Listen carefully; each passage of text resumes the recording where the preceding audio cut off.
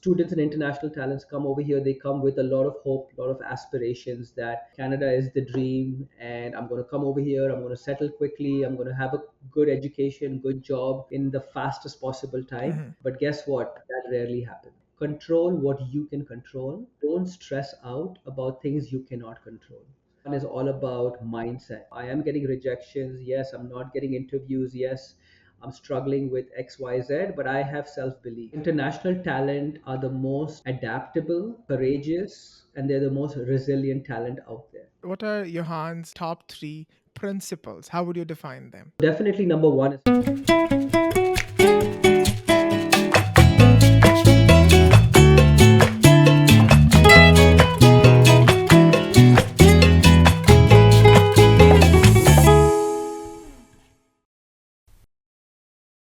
In the challenging journey of immigration, it's not just about the physical move from one place to another, but a holistic transformation. Taking care of one's well being, both physically and mentally, is paramount for immigrants as they navigate the intricate paths of change. In this episode, we'll meet an individual who do not only understand the significance of holistic health for immigrants, but also excels in guiding them through the complexities of career transitions and personal development. Our guest is an industrial organizational psychologist and career coach with a remarkable career spanning 15 years. He specializes in leading business transformation initiatives, contributing to the success of global firms like Deloitte, Accenture, and Walmart. He has also been a mentor to hundreds of professionals, helping them secure dream jobs at Canada's top consulting and corporate firms, including industry giants like Amazon, Deloitte, EY, and many more. In this episode, we'll explore his journey from growing up in India to moving to Dubai, a place that became a significant part of his life for a decade. We'll uncover how his cultural observations in Dubai shaped his perspectives and set the stage for his global career. We'll dive into his decision to move to Canada, the challenges he faced, and the holistic approach he believes is vital for the well being of immigrants. Please welcome Yauhan Mehta. thank you, Gracias, for such a wonderful welcome. I appreciate it. Of course, Johan, very excited to have you on the podcast and very, very excited for this conversation. So, welcome. Likewise, I'm super pumped as well, and I look forward to this amazing and hopefully insightful and fun conversation with you today. Awesome. So, Johan, this episode is actually part of my second season of the podcast, and I basically aim to turn up the fun factor a little bit for this season. And obviously, like to impart more and more knowledge. So, I want to start by asking you some fun questions that I have for you. Okay. So, first, tell us what's your go to breakfast that you have? So I actually do intermittent fasting. Okay. So I don't have a go-to breakfast. I skip breakfast. I know it's not the healthiest thing for some people. For me, it works out really Hmm. well. So I skip breakfast and I go right away to lunch. For breakfast, I guess if you call it, I have coffee. Okay. Couple of cups of coffee, and that's my breakfast along with water. Okay. And are you like do you like you have a sweet tooth? Do you want to have like sugar in your coffee or no, just black? No, because see, if I have sugar in my coffee or even excess of milk in my coffee, Mm-hmm. it breaks the fast. Hmm. So for the fast to work, you cannot consume any more than 50 calories. Okay. So if I put any kind of, cream, excessive Yeah. cream or sugar or milk, it breaks the fast. So typically it's black coffee or with a little bit of cream, but no sugar. Okay. And are you doing it like from many years now or you started recently? I have. I've been doing it since Oh 2019. wow. So it's Okay. been 4 years now. Okay. Great. Okay. So my next question is share like a favorite song or a dialogue or a movie and tell us why it's significant to you. Good question. I wasn't prepared for this, but I will try. From an English movie perspective, my favorite movie is Forrest Gump with Tom Hanks in it. I just Absolutely. love that movie and the story and his acting, and I think he received an award for that as Yeah. well. Um, in terms of Hindi movies, which I used to watch a lot of, although I've scaled back now with family and kids, I love the movie Three Idiots. Okay. It's just a very powerful story with amazing acting by all three actors, including my favorite actor, which is Amir Khan. Yeah. So I would say those are two of my favorites. I'm not a very good singer, so I'm not going to sing any songs from any movies.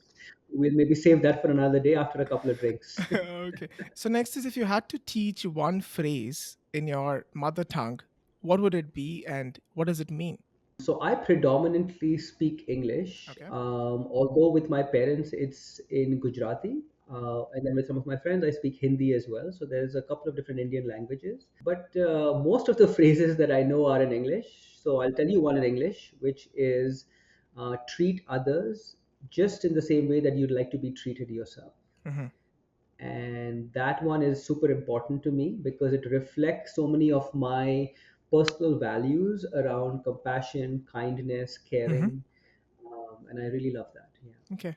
and I try to practice it as much as I can as well. Okay, so now I'd like to take you back to the time you spent in India, or I would say like the first initial 5 years of your life in India. Tell us if you have any recollection of that time or something that your parents might have shared with you. Tell us about that. Yeah, absolutely. So long, long time ago. I'm not that old, but this was a long time ago. Yes, so I was born in Mumbai, and I quickly then was moved from Mumbai to Pune, which is a small city very close to Mumbai.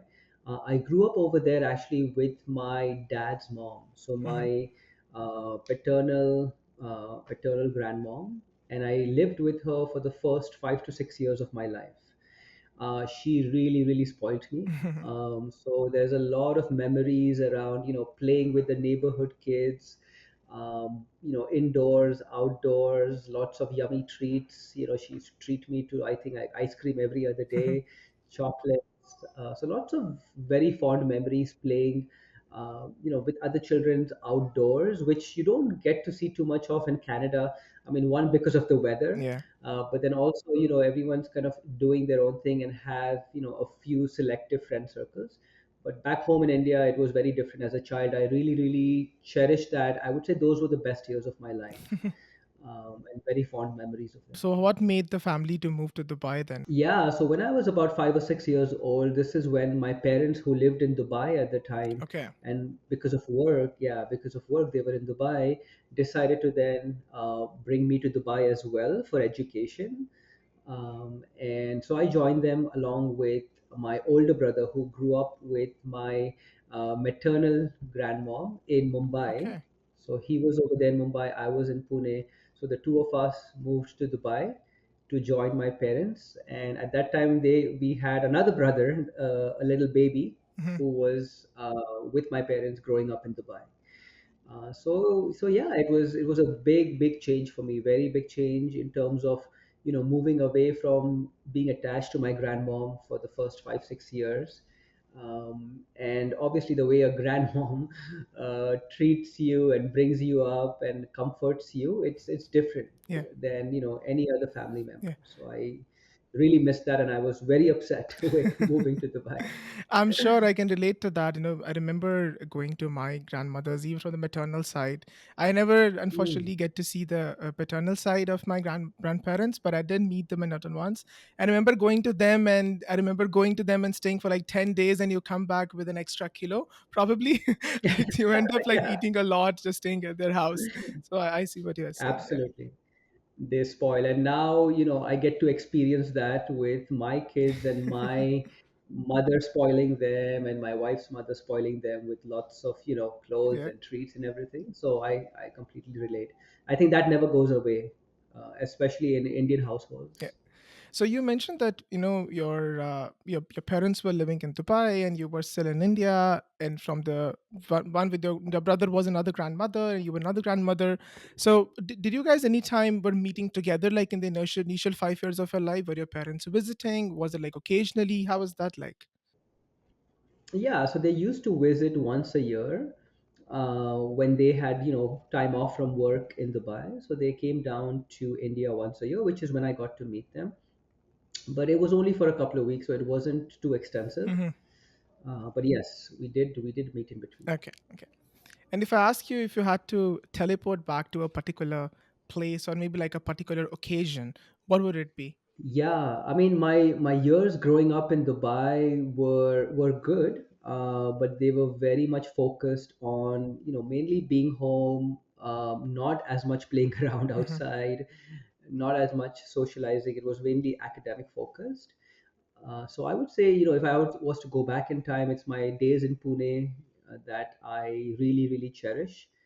And I would love to teleport back even for a few days, just to eat all that food and not worry about doing intermittent fasting Yeah, and of course. and just playing with my friends and being carefree, which now I get to witness that in my Hmm. kids. I think those are the most precious days. Okay. So speaking of, your time in Dubai, tell me about your high school. Like, how was that for you? Like, I mean, what kind of school were you studying in, or did that anyway shaped you the way you are today? The time that you spent in high school there. Yeah, so high school over there, good question, Guras, is because the high school over there, I think, was very fundamental Of course. in shaping me from an academic perspective, from a behavior perspective. So in Dubai, I went to a school called Indian High School. Okay.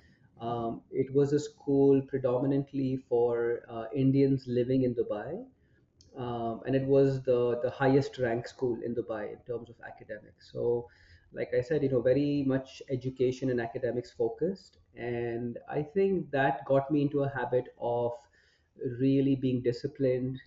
Focusing on getting good grades, competition, but a healthy competition, and also some sports. Although I didn't play too much of sports, but Hmm. I was pretty good with a couple of things like swimming and table tennis and running. I was quite fast back in the day. So yeah, the school played a huge role in terms of discipline, education, and shaping, the person who I am today, and the career that I've had for sure. What about the culture? Any culture observations you had? Any certain experiences? Obviously, yes, you were younger, but you still have like some understanding of the culture from India. Then coming to Dubai, how did that anyway like affected you in any Yeah. way? I didn't feel at the time that it was a huge cultural change because, like I said, the school was Indian high school, so it was for Indian Yeah, students. So, a lot of my friends spoke in English, Hindi, which was very comfortable for me. And the food was very similar, Dubai versus India. So it didn't feel like a big culture change. The culture change happened once I left Dubai. That was massive. and what was your dream career growing up? I had a couple. So I wanted to become an actor, but this is when I was 5 years old. So I would copy, Anil Kapoor. Hmm. I really liked Okay, him. And my first couple of movies that I watched, which was Ram Lakhan and Tezab, were both, movies I watched with my grandmom in Pune, at that age of 5 or 6. yeah, And since then I was a die-hard Anil Kapoor fan, so I would dress like him, wear kind of clothes like him. I wanted like long hair, and at the time he had a little bit of a hair, his hair kind of coming out over here on his for it, forehead. So yeah. I wanted to emulate, I wanted to emulate that look as a 5 year old. Um, so yeah, that was it. Yeah. So let's just pivot towards your transition towards Canada. Tell us like what influenced the family to come here, and how was the process for you guys like? So, when we were in Dubai, there was not much in terms of further education beyond grade 12. So this is where my parents had to think about, okay, once, the kids are done with grade 12, where can we transition? So they started planning in advance. And when I was in grade 9, and my older brother, finished grade 12, so he moved over to the US because, he wanted to go there and pursue his university and everything over there. Versus me and my younger brother, they decided that Canada would be a better option for Hmm. us. So we found immigration to Canada. This was back in 2020. Sorry, back 2000s, I in believe. 2000. Back in 2000. Yeah. Sorry. So 23 and a half years ago Yeah. is when I moved here with my parents.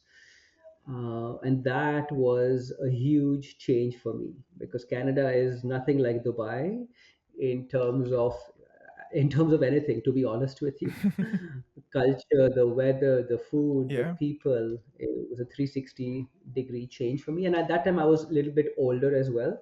I was, I think, like 15, 16 years old. So I was more attuned to noticing things and paying attention to such kind of, cultural Yeah. differences. Tell us about your first day if you remember. How was that like? Any initial thoughts or emotions? I mean, I don't have recollections of the exact first day, but I remember the first couple of days were hard because I think we were not prepared with the right jackets. Even though this was back in, I think we landed on like April, first week of April, so we Okay. were not prepared with, the right gear. It was cold at that time, especially coming from Dubai, where the temperature goes to like plus 40. Absolutely.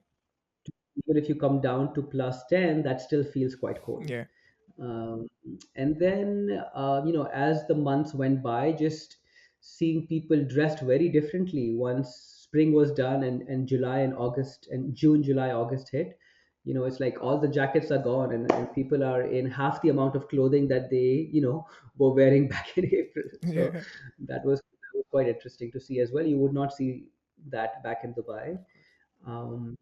So, and then, yeah, just getting used to living over here, and trying to make sure I'm able to communicate with people effectively Hmm. and they're able to understand me. And grocery shopping, I remember the first couple of Hmm. days, what do we buy from here, and converting everything from dollars back into dirhams. Yeah. Those were, some initial memories for me. So, I believe you were telling me earlier you were like just 15, I believe, when you came here, 15, 16. So, 15, yeah. 16, yeah. So, I think at that age, we all have this excitement and some aspirations of going abroad, or just like, all seeing all these Western countries. So, did you have any recollection of that time? That what were you thinking? Were you like excited to come here? Were you like nervous? Were you sad because you were leaving your friends back in Dubai that you made in the initial years? How was that like for you? Yeah, so I don't think I was super excited, to be honest with Hmm. you, because I'm a person that does not like too much change, and Okay. moving countries is a huge change. So even when I transitioned from India to Dubai, it was a big change, which, I didn't really settle well with me, even over here, because now I had made really good friends in Dubai from my school. Hmm. It was difficult. I was not excited. I was sad. I wanted to continue being in Dubai, but once I came here and once I started life over here, it took some time. It took some time to get over that initial change, and now no complaints. 23 years later, Yeah. more than happy to be here, and of course, settled here, raising a family over here. It's an amazing, amazing country uh, for new immigrants, Yeah. and we can talk about how you can be successful, because not every person who comes over here likes it and is able to settle well. Yeah. Um, so we can dive a little bit into that later on Of as well. course. And is this something that you were not prepared for, or something that shocked you a lot? That, oh my god, like I never seen this before. Maybe, like a certain, I don't know, for example, like it's the size of an onion would be this big. I haven't never seen that in India. So that was like shock for me. Something similar or anything, if you remember. Yeah, I felt some of the vegetables in the grocery stores I had not experienced, or I had not seen that in Hmm. Dubai, or in fact in India as well. So for example, vegetables like broccoli, Hmm. right? We never had exposure to broccoli. Now maybe Dubai has it, but at that time, back in the 2000s, they didn't have broccoli over there. Zucchini was another Hmm. thing. I thought zucchini was cucumber, but it was completely different. So those kind of things, and just seeing everything so properly kept, properly maintained. Hmm. The floors squeaky clean in the grocery stores. Hmm. Like our first few shopping experiences were at Metro, Hmm. and they really do a good job with giving fresh vegetables, fruits, and produce. So all of that was quite interesting to me. But yes, broccoli is something that stands out. I would like to get into, your career choice of getting into psychology. And I remember you were telling me that how your experience of living across geographies has definitely, helped you understand human behavior a little bit more, and also very curious about the human interactions that you have had, throughout your experiences and the people you have met. And that's what led you to psychology. Tell us a little bit more about your decision of getting into it, and how was that whole experience for you like? So very, very interesting experience for me getting into psychology. So I actually did not know too much about psychology. So in my first year, finishing high school, my first year, I actually got admission at University of Toronto in their downtown campus in engineering. Hmm. So I did 1 year of engineering, but then I dropped out of it Okay. for a couple of reasons. One, I felt it did not align with my interest, and also there was misalignment with my skill set. Hmm. So I mean, I'm good with math and physics and stuff, but not so good and not so interested that I would spend 4 years focused on that. Hmm. So then I was thinking, okay, what else can I get into? And obviously, my parents weren't too happy because they wanted me to complete the 4 years in engineering. But I had to really convince them that, psychology and the study of people and the study of human behavior is something that I've always been fascinated with, Hmm. people and why people behave in certain ways, why they do things they do, how they think, how they feel, how they act. So I said, let's give this a try. Their condition was, once you finish your undergrad, you have to go on to do something else because an undergraduate degree in psychology is not going to get you Hmm. much.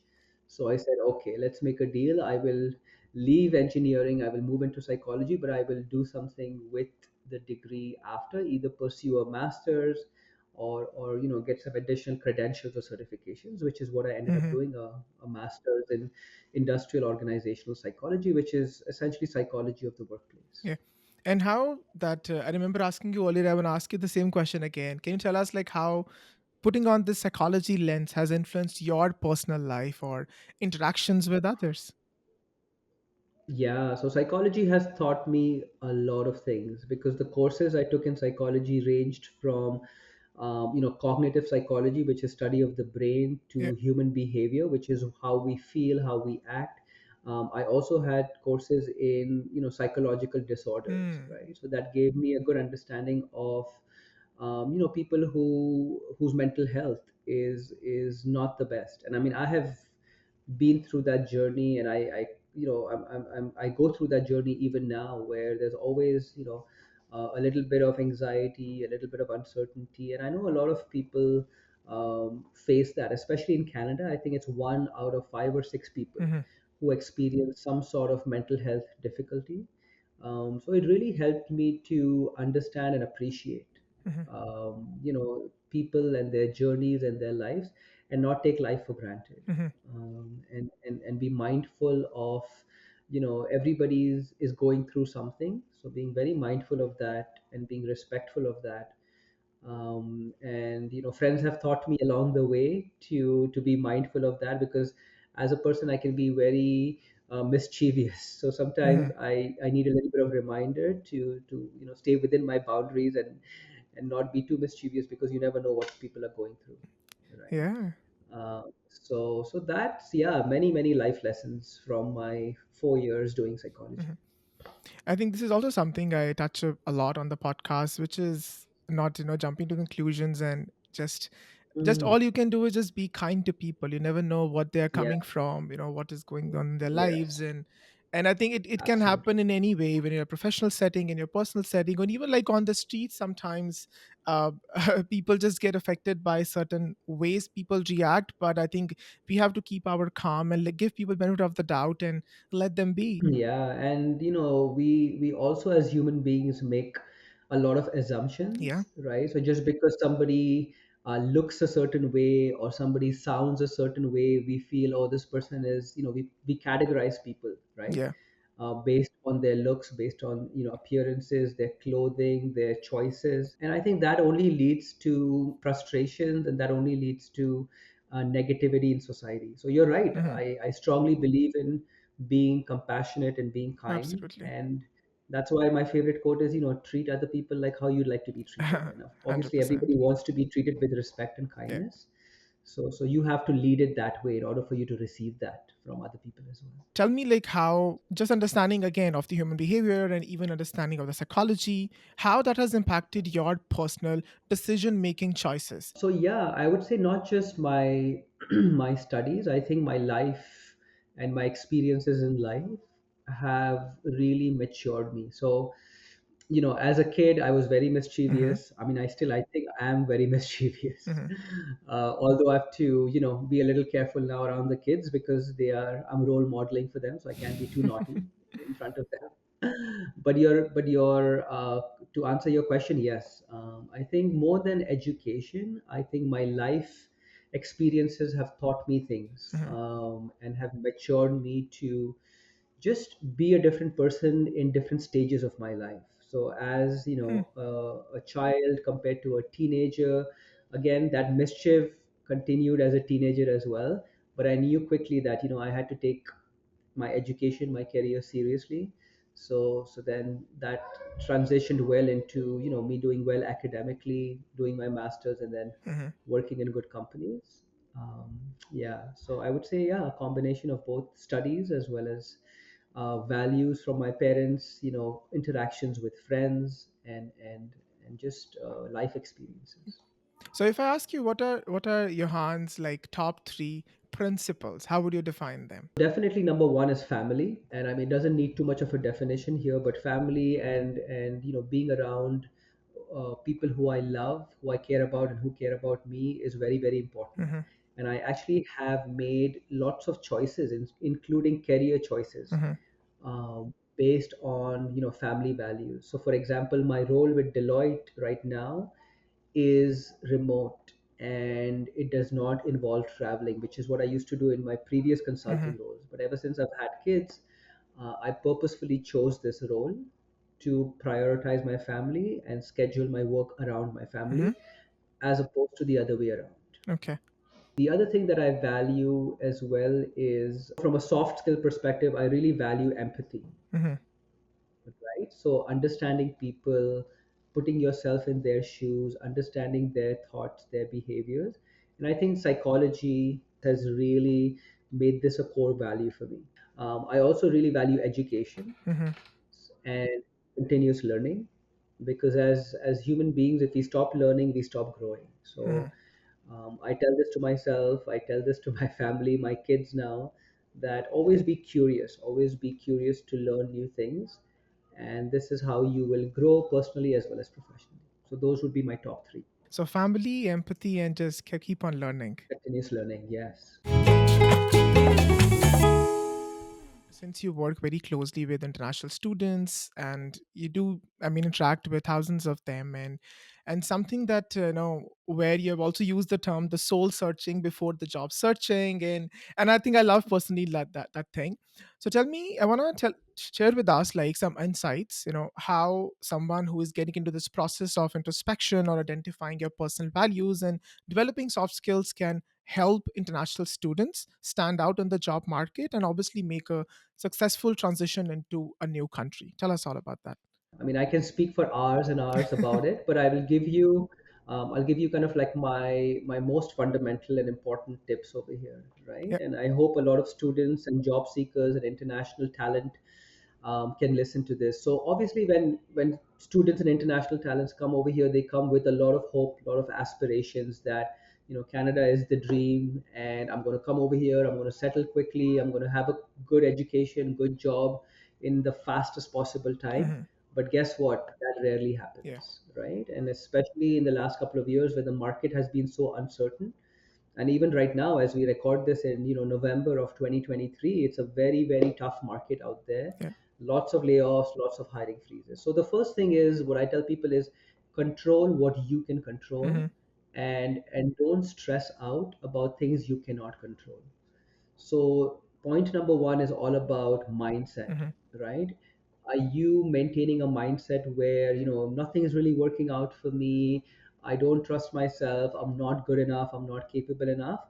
Or are you telling yourself that, yes, I am getting rejections. Yes, I'm not getting interviews. Yes, I'm struggling with XYZ, but I have self belief. I know I'm capable. I know I'm Hmm. worthy. I know I'm smart, and I can overcome all of these hurdles, and it's just a matter of time Hmm.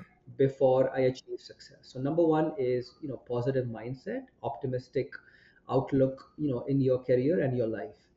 Point number two, I would say, Gurasis, is being very clear on where you want to go. Hmm. So this is the whole career clarity piece. A Okay. lot of people, what they do is they take the resume and they start applying for a lot of Yeah. jobs, or they start updating their LinkedIn profile, hoping something works out. Um, this seldom is effective in terms of a strategy, because if you don't know where you want to go, it's really hard to craft documents Yeah. that align with where you want to go, right? So be sure about, what is it that you want to go after. So what industry, what role, what kind of companies do you want to work for, and why, Hmm. right? For each decision you make, ask yourself why. Why do you want to work for a Deloitte? Yeah. Why do you want to work for a EY, right? And if it's just about their name and their reputation, that's not deep enough. You Mm. have to find something about either their product or their service or the way they treat their employees or the experience they provide to their clients, right? It's Yeah. kind of that deeper level thinking that's required. So step number two is clarity. Step number three is, then once you have clarity in terms of where you want to go, you create a plan on how you will get there. Yeah. Okay, so what is it that you want to do? And then you bridge the gap between, okay, this is where I am right now. Let's say I want to become a project manager. But I see that a lot of project manager jobs require the PMP certification. So of course, if I want to stand out, I, should get the PMP Yeah. certification. Or, a lot of the jobs I'm looking for are junior level project management jobs. They don't require the PMP. Instead, they require maybe a CAPM, which is a junior level designation, but they require experience in XYZ, Hmm. right? So I think I need to upskill myself first, or educate myself first before I become a good, strong candidate. Hmm. So there is that little bit of introspection, there's a little bit of planning, assessment required. And then once you do that, basically there are two ways to land interviews. Number one, applying for jobs. Number two, Yeah. networking. And then once you get interviews, nobody is born to be a good interviewer and deliver exceptional results in interviews. It comes with a lot of practice, a lot of preparation. So people who take the time to prepare and practice, I feel, doesn't matter how qualified you are or how qualified you're not, they are the ones who excel, Hmm. and convert that interview into a job offer. Once you have the offer, also do some research on your value and your worth, right? Just because you're an international student, you don't have experience in Canada, does not mean you can settle for, or does not mean you should settle for a low paying job. Always Absolutely. remember your worth and be able to confidently negotiate Hmm. that. Yeah. Yeah, I think that's some great takeaways I have. Definitely having that positive mindset, getting that career clarity, and make a plan for everything where you really want to go. And obviously, not selling yourself short that in any way just because you're international students. I think I can't emphasize more. I've been talking about this from past 1 year now, that just because you're an immigrant in any way, you are not less than anybody else. And you don't have to like hesitate to even like show off your skills that you already brought from like a national experience. Never hesitate to do that for sure. Yeah. Absolutely, absolutely. In fact, international talent are the most adaptable, they are the most courageous, and they're the most resilient talent out there, Hmm.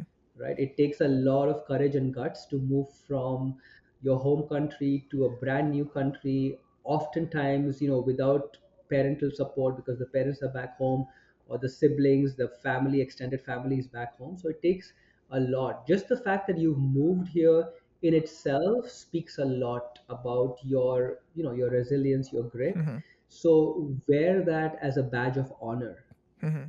and be extremely proud of that. You Absolutely. come over here with experience, or that you have global experience. You come here speaking different languages, right? So the locals over here don't have that, or they haven't had the opportunity to have that, Yeah. which you do. So that is your differentiating factor. That's your unique value proposition. Absolutely. So identify what that is, and then be able to clearly communicate that Yeah. to potential employers. Yeah, I think you've said it perfectly, and I really hope it encourages any of our international students who are listening, or even the aspiring immigrants who are planning to move abroad. I hope so too. Yeah. Before we get into the final segment of the podcast, I've introduced this new segment in this season, and I call it "Know Your Host," where I give my guest an opportunity to ask me any question that you would like to ask. Awesome. I was waiting for that. Okay.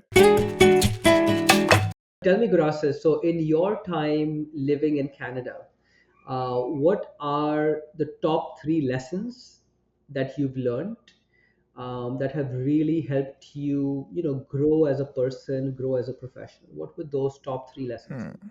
Sure. I'll talk about like growing as a person first. Definitely, I think I have mentioned it so many in the podcast as well. I grew up in a very patriarchal household, and I had like a certain way of seeing things. And after coming here, just like, interacting with people and getting exposed to so many cultures and languages as well, and just interacting with these people, I think I've understood that it's important to shed few things which are not serving you anymore, and it's okay to unlearn and relearn some new things. That's something I think I have learned. Personally, for sure, and for professionally, something I have learned is that, which also you also talk a lot about, that which is hard skills definitely get you a job, but soft skills are something which retain you at the job. And I think I have witnessed some examples where they are people who are like professionals in their career, amazing decades of experience, but they were let go just because they were not basically like a team player. I have seen that people will Mhm. let go in that sense. So yeah, these are the two things I would say I've definitely learned throughout my journey. I love that. I love that. That's lots of good insights in in those couple of tidbits over there. Thank you for sharing. I know you asked me this question, so I'm going to put it back to you. Sure. What is a movie or documentary that left an impact in your life? Sure. And can you recall a dialogue from that really stood out to you? It could be serious. It could be comical as well. Yeah. No, definitely. I have an answer to that. I always do my research before I ask other guests. So You should know the answer to the questions you ask other people, right? absolutely, yeah, yeah. I always know that. So I think I have to go back to my time in 2021 when I was like really going through like a really Mm, hard phase. From like my initial 4 months, I think I don't even remember those 4 months anymore because there was so much happening, and because my work permit was expiring, I was left with like 3 months. I wasn't getting any job. I was let go of my the job I was doing already. I was asked to leave the house as well. I had no house. There's so many things just going on in my mind at that wow. time. Tons of things. And I think at that time I just it's an old movie. It's I don't know, it's like a 90s or early 2000s, I believe. It's a Will Smith movie that features Will Smith. It's called The Pursuit of Happiness. Oh, I With, love or that maybe movie. Yeah. happiness, how they call it. I think Mhm. that Yeah. movie in general really left an impact on me, that all that comes your way is part of your bigger journey. It's part of your journey, and if you just get bogged down by all these hurdles, pull yourself up and just continue moving, continue putting your effort, and continue doing the best you can in that particular situation.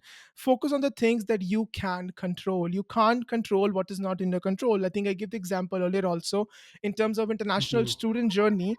The things which is in your control is to go ahead and apply to a certain work permit or a job or anything as per the requirements. That's in your control. Whether the immigration office will reply back to you or not, you don't know that. When they're going to reply you back, you don't Correct. know that. When is the recruiter going to respond you back or no, you don't know that. So doing the best that you can and continue doing your thing, and just I think that will let you to pursue your happiness, I would say that. Yeah, so that movie is definitely left an impact on me. Yeah, that's how I'll answer that, Yeah. and No, yeah. that's a great movie. I love watching that movie as well. There were so many lessons Absolutely, yeah. on happiness, on life in general that movie teaches you. Yeah, Love it. Love it. I'll ask you one more sure. question. Do you cook? And what is your favorite food to eat? You could eat that any day, all day. Okay. Great question. Yes, and yes, I do cook. I love cooking. I was mentioning it. Oh, you Yeah, do? Okay. I actually, obviously, like back in India, I've hardly cooked.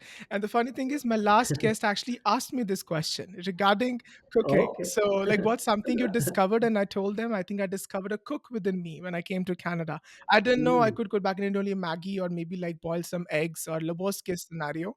But here, yes, I cook. I cook a lot. I think I cook Indian. I've also tried I actually I cook a lot of like Chinese, very similar to Indian as well, like Indo Chinese. I cook. I cook a lot of like mhm, Mexican as mhm, well. I cook some Thai food as well, mm. and so I think I've cooked Mediterranean, obviously very similar spices and everything, but I do cook that. And something which I think my staple food is, it's very boring answer, but this is dal chawal, or how we call it, Mhm. lentils and rice. I think I can have that anytime, every day. Lentil soup, how people call it. I think that's the therapy for me. I love just having a simple plain yellow dal, so to say, we call it. So yeah, I think this is That's this is amazing. something I would say. Yeah. So when are you inviting me over for dinner? Whenever you say, whenever you are available. I'm sure you have a busy schedule, but whenever I'm in Toronto That's next, or okay. whenever you are in Montreal next, we have to connect for sure. Yeah. Yes, no, I have a busy schedule, yes, but after all of those dishes you mentioned, Indian, Indo-Chinese, Yeah. and Mediterranean and Mexican, Yeah. I was like, no, I think you know what you're doing. So I should probably make a trip to Montreal soon to try that. 100%, 100%. I'm not sure you'll love it or not. My friends say they love it, they enjoy it, so I'm sure No, you'll no, do it as well. Yeah. I don't have very high standards when it comes to food, so anything that you serve me would be good. Okay. So thank you for sharing that. It was lovely to know that there's a cook hidden inside grasses as well, and you've discovered that talent for yourself. So now, Johan, I would like to go to the final segment of the podcast. I call it Beneath the Accent. I'm going to ask a couple of questions. You can answer them in one word or a sentence, or however you feel like. The idea is just to know a little bit more about Johan. So, ready? Absolutely, let's go for it. Tell me an advice you would like to give to your younger self and at what age? So definitely at my teenage years when I was a little bit off track, advice I would like to give myself was, always remember the consequences of your Mm-hmm. actions because every action you take, whether or not you take no action is an Mm-hmm. action as well. So always remember, before you do something or take a step, remember what consequences it could have for yourself, for people and the community. So Mm-hmm. that's one lesson that I have learned sometimes the hard way growing up. Okay. Is there any worst advice someone ever gave you? Yeah, when I was job searching myself, I used to receive advice that it's all about blasting thousands of application and hopefully one of them will help you land a job. So I remember that distinctly. I won't mention names, but Yeah, I remember that distinctly coming from a couple of sources, and we know now that that is absolutely the worst way of landing a job. of course. Okay. Is there any one dish from your home country that always brings you comfort and nostalgia? So when I was growing up in Pune, I used to eat a lot of biryani, and biryani since then has stayed with me, and I love it. So similar to how you eat dal and rice, for me, I can eat biryani anytime, any day, breakfast, lunch, dinner. Okay. So you said you moved here obviously like by the age of 15. Do you remember your first friend that you made in Canada and are you still in touch? Yes, actually, I made a few friends. So I was that way. I was not very shy. I was quite outgoing. I did make few different friends in high Hmm. school, and believe it or not, two of my friends that I made are still my best friends today. Okay. Even after 23 years, we message almost on a weekly Hmm. basis, and it's amazing to see people who you went to high school with now growing up with you, university years, adult, getting married around the same time, having Yeah. kids. And my best friend actually just his wife delivered twin babies 2 days ago. Oh, wow. So that was very exciting to see, and very happy for him. Yeah. Okay. So what's that one tradition that you have adopted wholeheartedly and what's one from your home country that you have introduced to your Canadian friends if you have? So I don't have too many Canadian friends. Okay. I mean, a lot of my friends. I mean, when I say Canadian, I mean like born raised over Yeah. here. Most of my friends are immigrants, just like Hmm. myself. Actually, a lot of my friends are friends from high school for many years, and then we've made some friends recently as well. So no tradition. I mean, they know all of the Indian traditions that I know, so I haven't made them adopt any traditions. But some traditions that I didn't used to celebrate back then that we celebrate over here is Thanksgiving, Okay. right? So the festival of Thanksgiving, we get together as a family. We don't do like turkey or anything like that, but it's just getting together, having a meal. My wife is of Chinese descent, so we also celebrate now Chinese New Year. Okay. So that's a big tradition for us to do every single year. And for the kids, it's Halloween, right? So there was Hmm. no Halloween concept back in India or Dubai, Yeah. and Halloween just passed, so my house is filled with candy. Okay. So if you cook food for me, I will give you one full box of chocolates. Up for it. No worries. Okay. So Yeah. you said your wife is from Chinese descent. So how many languages are spoken in your house now? So she's of Chinese descent, Gurasis, but she's born and raised in Mumbai. Okay. So she has the Chinese, ancestry Okay. and the looks, but फिर भी दिल है Hindustani, and I and love and that. and she speaks fluent Hindi because born and raised in Of Mumbai. course. Yeah. So it's just Hindi and English. Yeah. Okay. And do you make that conscious effort to instill, like, for example, Hindi or it in your children? I wish I did. Unfortunately, ever since my wife and I have been together, we spoke to each other in English. Okay.